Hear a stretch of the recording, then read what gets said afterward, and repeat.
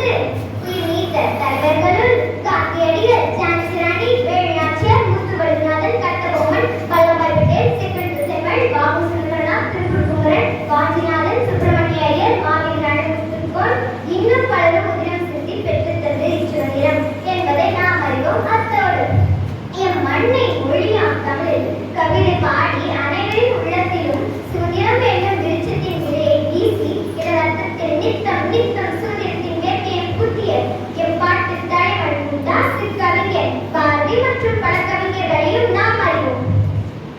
இந்நாளை திருநாளாக்க நம் முன்னோர்கள் நடத்தி சில போராட்டங்கள்.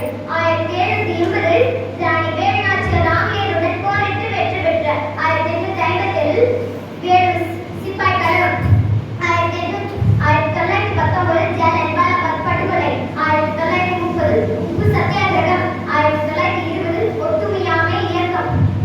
அத்தனை ரத்தம் தியாகங்களுக்கு முற்றுப்புள்ளி வைத்து 1947 ஆண்டு ஆகஸ்ட் 15 திங்களன்று பெற்றோம் அச்சுதத்தை.